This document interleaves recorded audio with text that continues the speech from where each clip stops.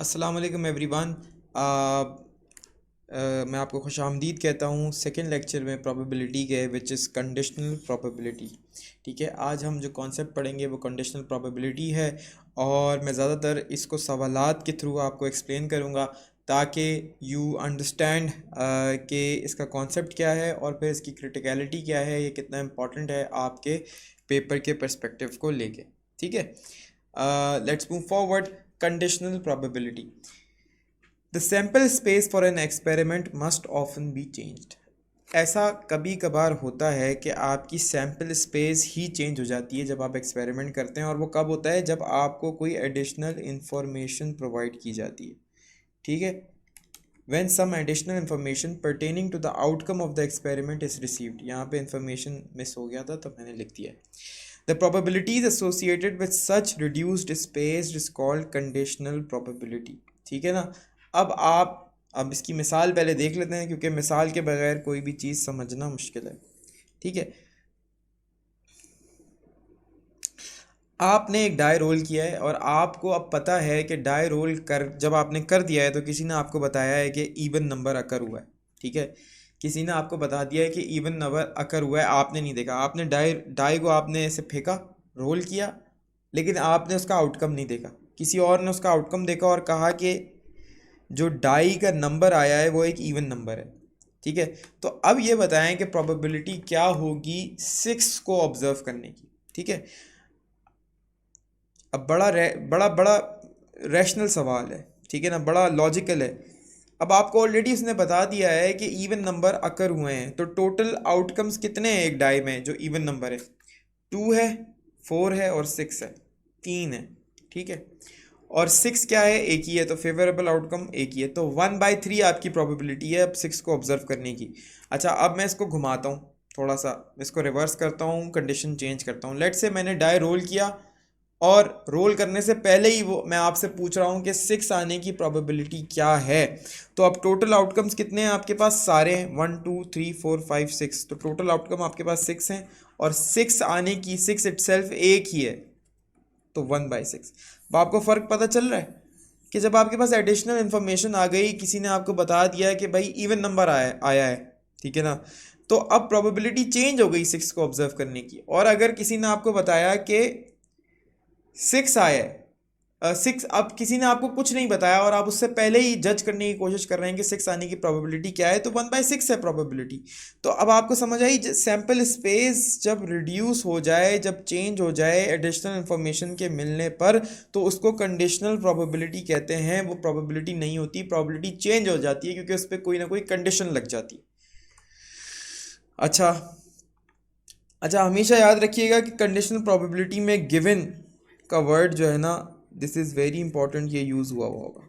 ठीक है, अच्छा प्रोबेबिलिटी, अच्छा ये फ़िलहाल आप इसका फॉर्मूला याद कर लें, हालांकि ये एक बेस थ्योरम है जो हम आगे भी कवर करेंगे। क्या है? Probability of A given B is number of sample points in A intersection B divided by number of sample points in B. ठीक है, बात समझ आ रही है आपको? Two coins are tossed. What is the probability that the two heads occur given that there is at least one head? अच्छा, बहुत अच्छा सवाल है, इसको ध्यान में रखिएगा। The number of sample points in A intersection B divide by number of sample points in B. जो बी होता है वो गिवन होता है। ठीक है, गिवन वाली चीज़ बाद में लिखी जाती है। यहाँ क्या गिवन है? Given that at least one head occur. 2 दफ़ा कॉइन टॉस हुआ है और एटलीस्ट एक मरतबा हेड आया है, कि ये गिवन है आपको। पहले इसके हम सारे के सारे ना वो लिख लेते हैं कि इसके इवेंट्स क्या क्या हो सकते हैं। टेल टेल आ सकता है 2 दफ़ा जब आप कॉइन टॉस करें। हेड टेल आ सकता है,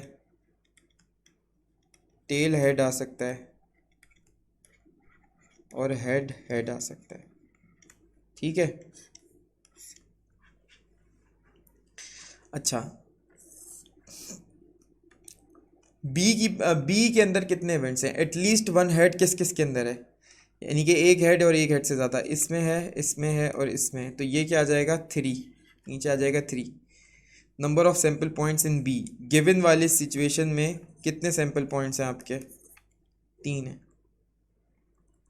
ठीक है, अच्छा और फिर क्या है? ए और बी का इंटरसेक्शन। ए और बी का इंटरसेक्शन क्या है? 2 कॉइंस और what is the 2 head occurs. दो हेड अकर हों, ठीक है, तो इस दो हेड कहाँ अकर हो रहे हैं?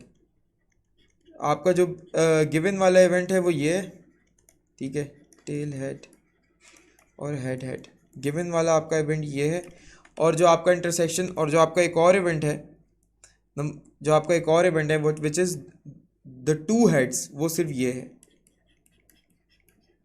तो इनको जब इन दोनों का जब आप इंटरसेक्शन लेंगे, इन दोनों सेट्स का जब आप इंटरसेक्शन लेंगे तो क्या आएगा? हेड एंड हेड आएगा सिर्फ, क्योंकि यही दोनों में कॉमन है, यही दोनों में कॉमन है। तो सिर्फ एक है यहाँ पे, number of sample points in A intersection B क्या है? 1, एक ही सैम्पल पॉइंट है। तो ये आपकी प्रोबेबिलिटी है, ठीक है, probability of two heads given one head given that there is at least one head, ठीक है, समझ आ गई बात? अगला सवाल क्या है, ये 2017 में आया था। An experiment consist of drawing 3 cards in succession from a well shuffled ordinary deck of cards, let E1 be the event king on the first draw, let E2 be the king on the second draw and E3 be the king on the third draw, ठीक है। State in words the meaning of each of the following. मैं कुछ करा देता हूँ, कुछ फिर आप खुद करेंगे। पहला क्या है? प्रोबेबिलिटी ऑफ E1 और E2 बार। E2 जो है वो कॉम्प्लीमेंट होता है। सबसे पहले E2 क्या होगा? Probability of not having a king on the second draw, ठीक है। अच्छा, ये E2 क्या है? इवेंट है, E1 भी इवेंट है और बाहर इसके प्रोबेबिलिटी है। तो E2 कौन सा इवेंट है? Not drawing a king on the second draw, और E1 क्या है? Drawing a king on the first draw. Multiply हो रहा है, तो यहाँ पर सिचुएशन क्या है? एंड की है। तो इसका जो हम वर्ड्स में लिखेंगे वो ये लिखेंगे, probability of drawing king on first draw and not drawing king on second draw, ठीक है। दूसरा क्या है? E1 dash plus E2 dash, ठीक है। अब E1 क्या है आपके पास? E1 कॉम्प्लीमेंट या E1 डैश क्या होगा? Probability of not drawing a king on the first draw, और E2 डैश क्या होगा? Probability of not drawing a king on the second draw. और प्लस का सिचुएशन है, प्लस की सिचुएशन होती है यूनियन की, ठीक है, और यूनियन होता है और या एटलीस्ट, ठीक है। तो ये हम कहेंगे,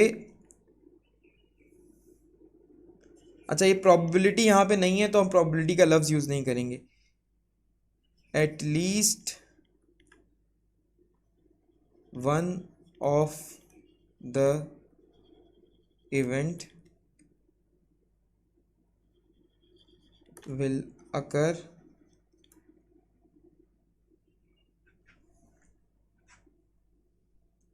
from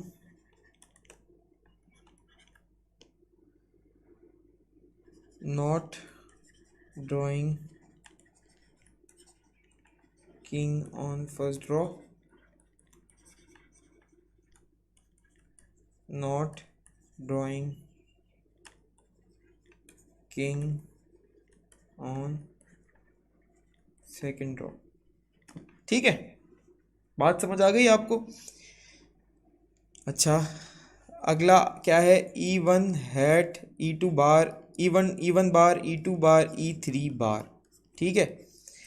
अब इसको क्या हम लिखेंगे? इसमें प्रोबेबिलिटी का लफ्ज़ नहीं है, लेकिन ये मल्टीप्लिकेशन है, ठीक है। तो यानी कि एंड की आएगी बात। तो इसको मैं आप सिंपल आपको ज़बान में बता देता हूँ,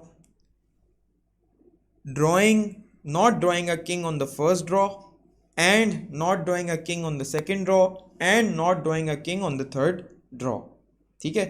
probability of E1 plus E2, probability of at least drawing a king on the first draw or drawing a king on the second draw or both। क्यों? क्योंकि यूनियन है, और का लफ्ज़ आएगा यहाँ पे। यूनियन होता है तो और होता है, यहाँ पे मैं आपके लिए की बना देता हूँ, प्लस मीन्स यूनियन, मीन्स और, ईदर और, ठीक है, और मल्टीप्लिकेशन मीन्स इंटरसेक्शन,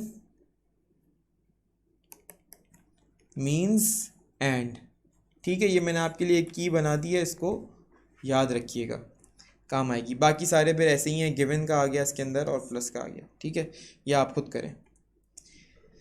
ये जो है वो बेस थ्योरम का सवाल है, ये मैं अभी नहीं करूँगा, या नेक्स्ट लेक्चर में करूँगा, ठीक है। So don't focus on it right now. Dependence and independence क्या होती है? Two events A and B are independent if probability of A given B is equal to probability of A and probability of B given A is equal to probability of B. इसका मतलब क्या है कि फर्क नहीं पड़ रहा कि बी अकर हो गया है, probability of A given B probability of A के ही बराबर है। फर्क नहीं पड़ रहा कि ए अकर हो गया है, probability of A given probability of B given A जो है वो प्रोबेबिलिटी ऑफ बी के बराबर ही है, सही है। तो इससे फर्क ही नहीं पड़ रहा बी अकर हुआ है नहीं हुआ, प्रोबेबिलिटी ऑफ ए जो है वो प्रोबेबिलिटी ऑफ ए के ही बराबर है, प्रोबेबिलिटी ऑफ बी जो है वो प्रोबेबिलिटी ऑफ बी के ही बराबर है। फर्क नहीं पड़ता कि ए अकर हो गया है या नहीं हुआ, ए अकर हो भी गया है तब भी probability of B given A जो है वो प्रोबेबिलिटी ऑफ बी के ही बराबर है। Also if satisfies following conditions, ये कंडीशन भी सेटिस्फाई करना ज़रूरी है। अगर probability of A intersection B बराबर है probability of A into probability of B की, then this also implies that A and B are independent events, ठीक है ना। With this, I end this lecture. Thank you so much, and I'll see you in the next class.